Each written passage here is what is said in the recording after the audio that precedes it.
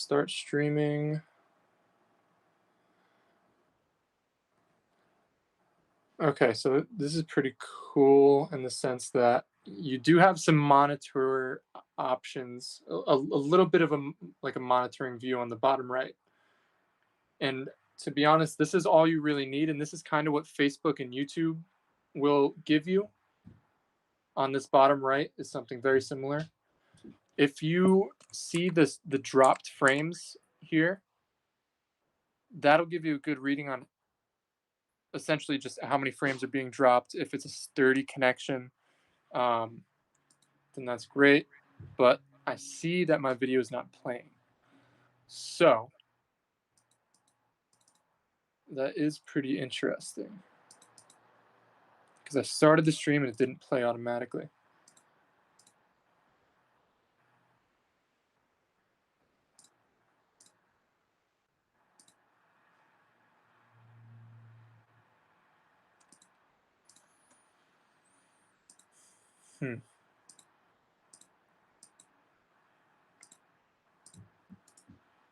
Yeah, I guess this play button is a little confusing to me. That is the one thing that's messing with me right now. Because I believe... Oh, I see. All right. So if you have your video file in your sources panel, in good practice before the stream, I would keep the eye closed here. Because once you're connected in your stream, so we'll start streaming. And then we will enable the eye, and then it will always start at the beginning.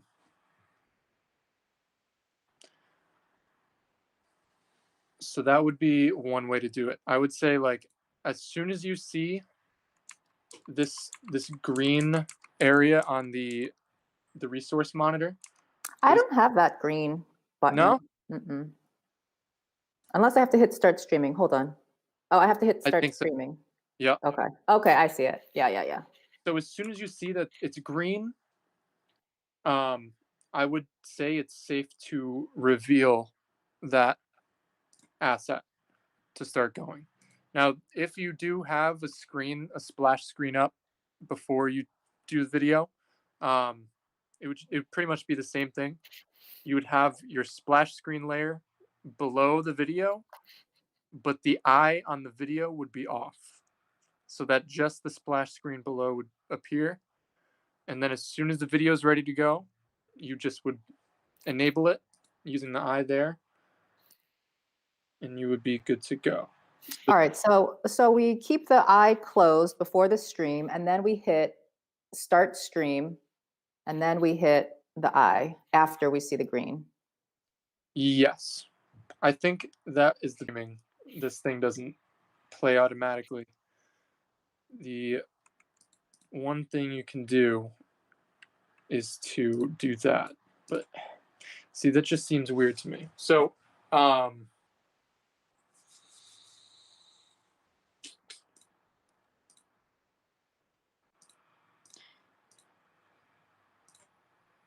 like I kind of understand how they want you to trigger your assets, but it's a little convoluted in a way. So, start streaming. We see our green here. We have our video selected, but nothing's playing yet. Then I think you would just want to hit this restart media button. So scratch what I said about the eye. I'm sorry. This is definitely the better option, because you can toggle on and off the video and it'll restart, but like even right now it's not. Oh, there it is. It just doesn't seem, it's too convoluted. So I would do this restart media button. I'm clicking a bunch of things here. So this is what it'll look like when you've connected. your video's not playing.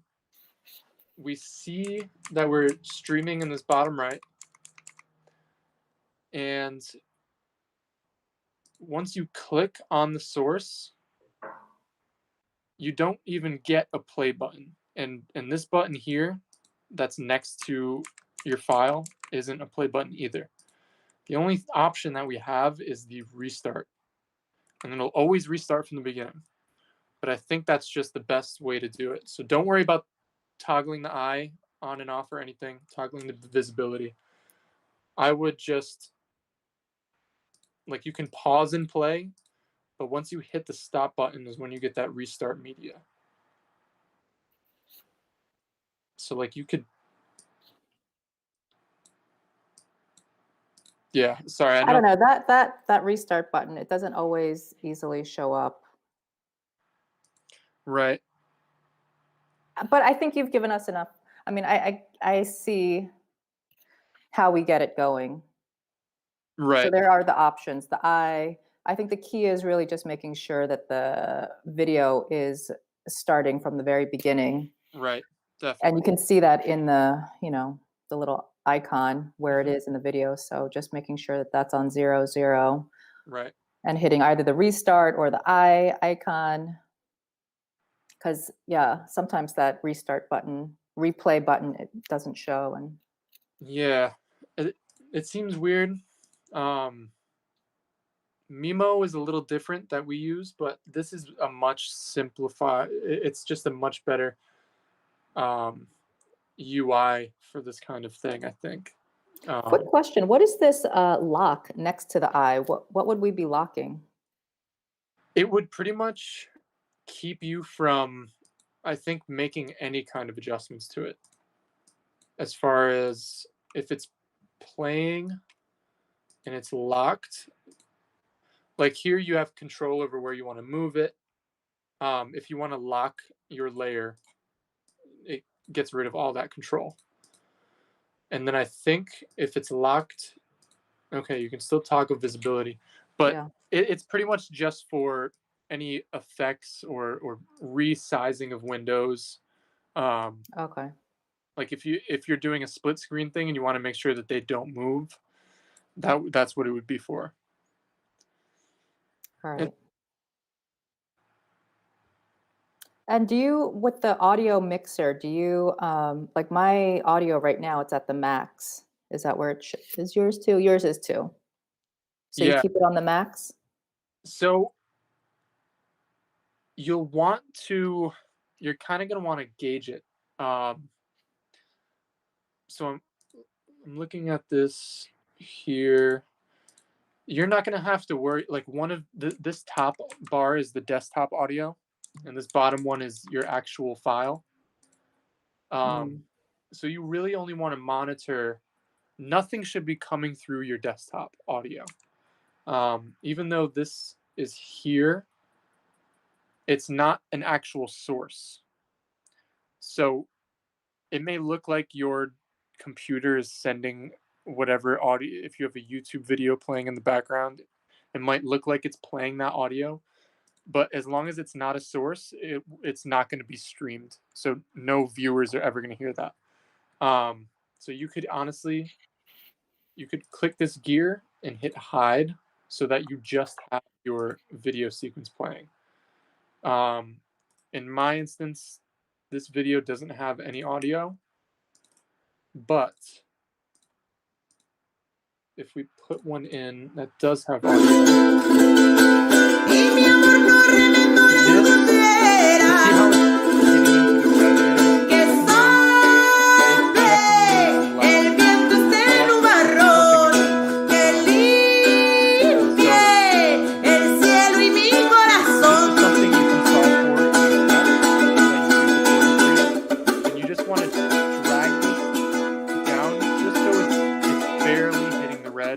or just under hitting the red.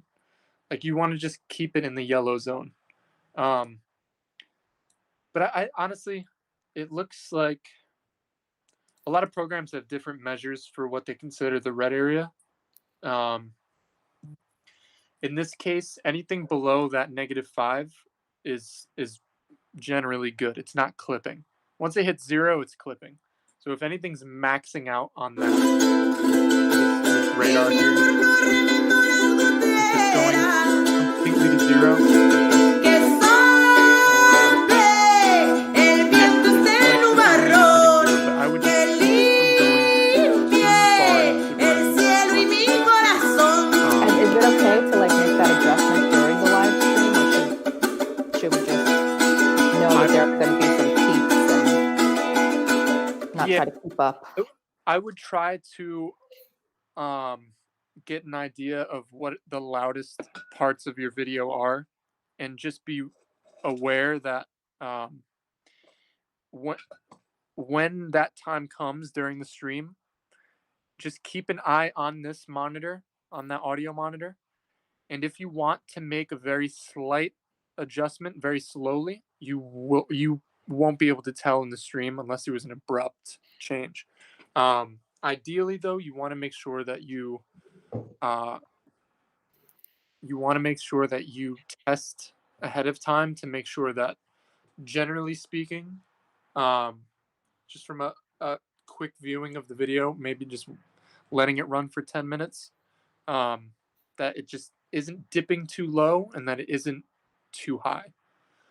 Um, and then you'll find your level.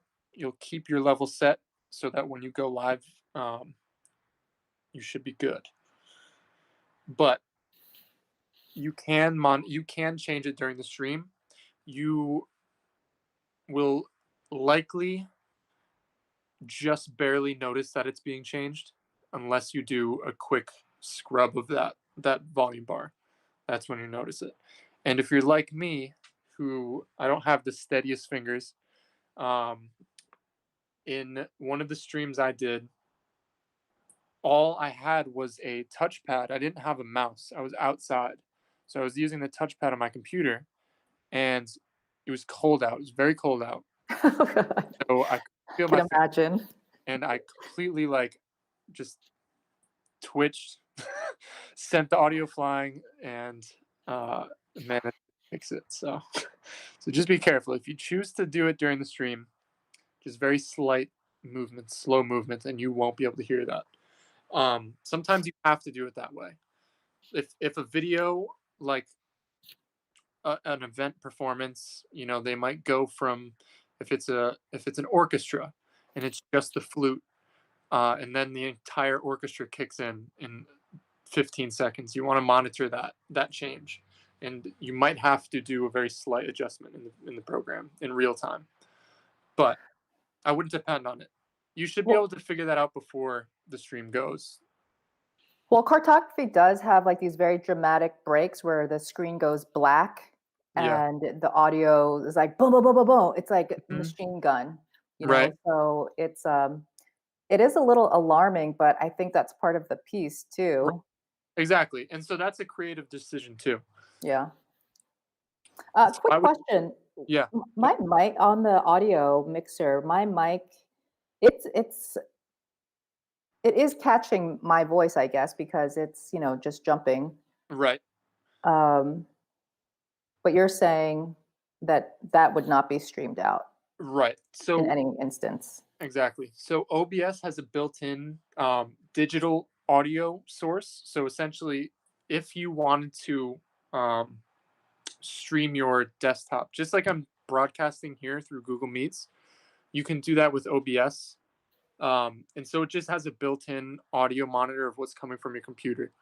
Okay. Um, and that's also useful for, say you had iTunes open, you had YouTube open in the background, and you didn't realize it. Those sources will all show up here, or yeah, like those sources. Technically, I don't want to call them sources because they're not in the sources panel, which keeps them from being streamed. Okay. But they will still be a source, as in like it's playing on your computer. It's more so like you want to make sure that nothing's interfering with your stream. So if you had a website that all of a sudden a pop up with audio was happening, and you were like, "Oh, what's that sound? Is it coming from OBS?" It'll tell you that it's not. So that's pretty much all that's for. Okay.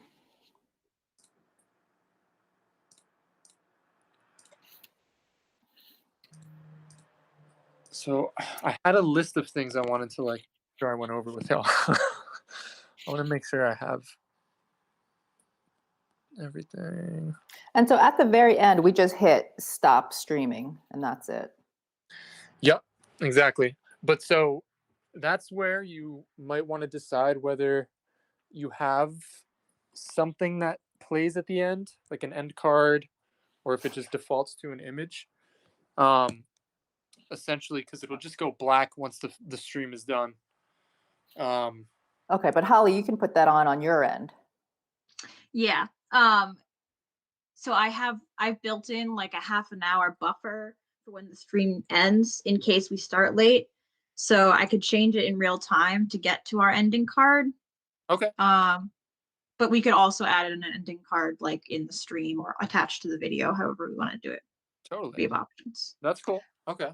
And if we did have just a a static image, so do we just put that in the sources as a JPEG? Yep. So let me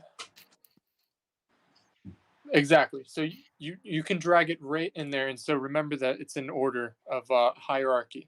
Mm-hmm. So, if I just have any old photo.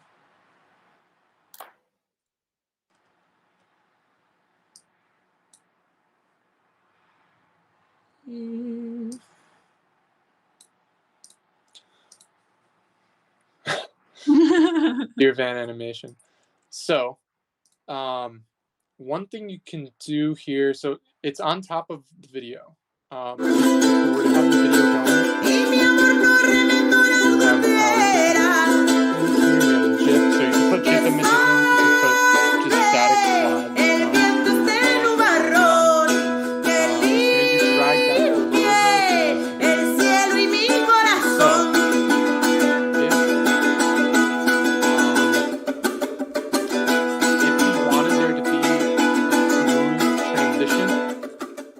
this option is pretty cool where in this channel here, the scene transition, it defaults to fade at 300 milliseconds.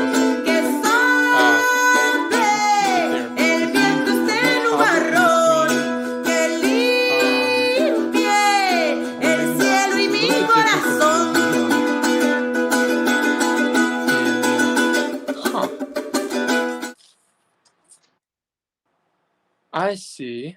So this is what's different about OBS. Each thing is a new scene. So you almost, if you were to have a video and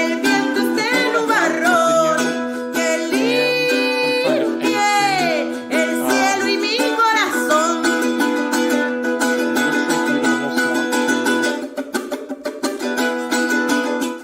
to set up different scenes here. Well, I think you're getting a little advanced for me here. I just want to put in a JPEG, if anything, a static JPEG. So you can do that, and essentially, you just drag it on top of your video source. So I just did that, but it's not showing.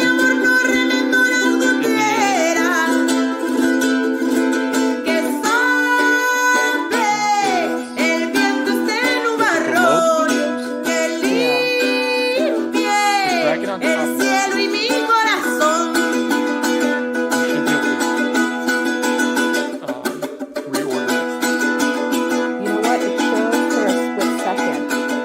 I guess because it's a Okay. JPEG. Yeah, I wasn't even catching it, but it's like a millisecond that it shows up. Okay. Let me see here. So I just like don't have any good pictures. And it's weird when I hit start streaming and I put the media source on top, the JPEG on top, it's still playing my video. Right. So the video it'll still play. I just think that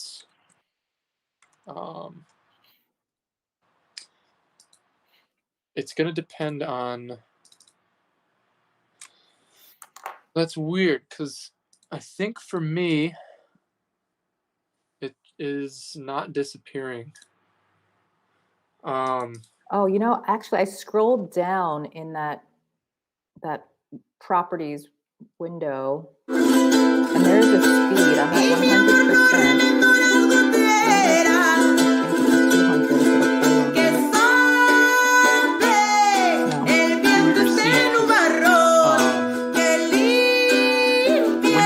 When you drag the image, does it give you a pop-up of different settings? I think for me it just did. I'll try again. Let me just get rid of this. Sure.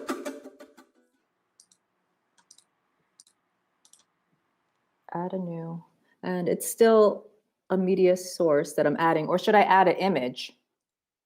That was it. So when you add that image,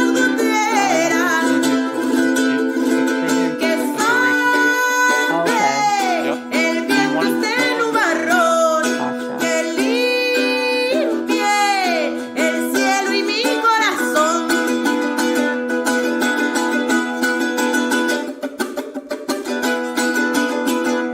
Yes, that works. Okay. But then I have to, okay, then I have to resize it to fit that.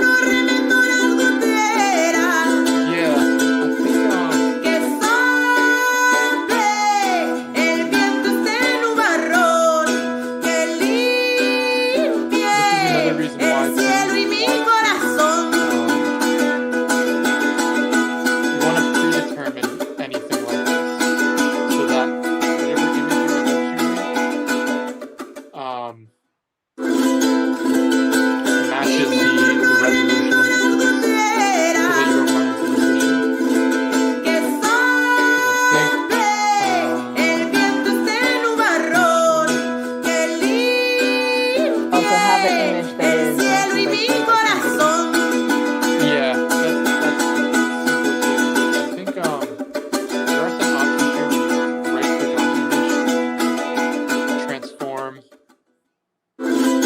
fit to screen. That's probably the simplest way to do it right there. How did you get to that? So when you right click your image here, go to transform, and it should lock it. Yeah. No, well, we might be just getting too detailed on my issue here, but it doesn't. It actually fits the screen height, but not width. But that's just the size of my Oh, it's just No, it's a horizontal, but I guess it's not as wide as my video. So I see a little back, so the video is actually behind my Oh, JPEG. okay. Yep. Probably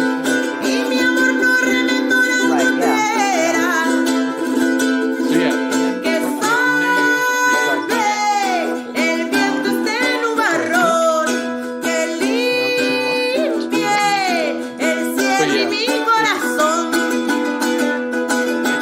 the yeah, you can resize it yourself from there, but just having that fit to screen to quickly snap it is like very.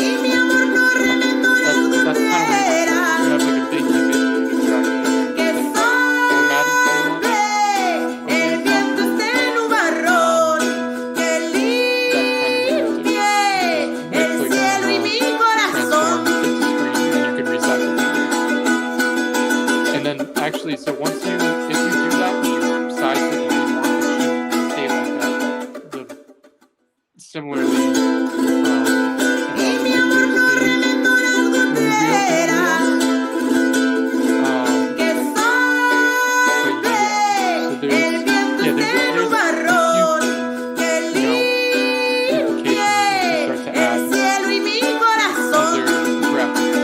Like once the piece finishes and you bring up this graphic at the end, the next time you open OBS, you have to remember that graphic is probably going to be in view once you open OBS again.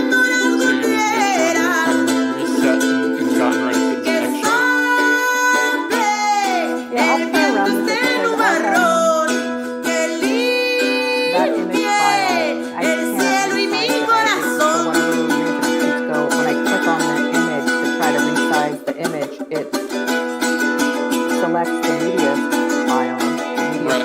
video. Yeah, I'm having that issue too. It's hard to Yeah, so then yeah. So I think the original idea of the video with the tag being the same size as the video is a good place to start, just outside of OBS. Yeah. That way in that case, it'll just load right up and fill the monitor how it should.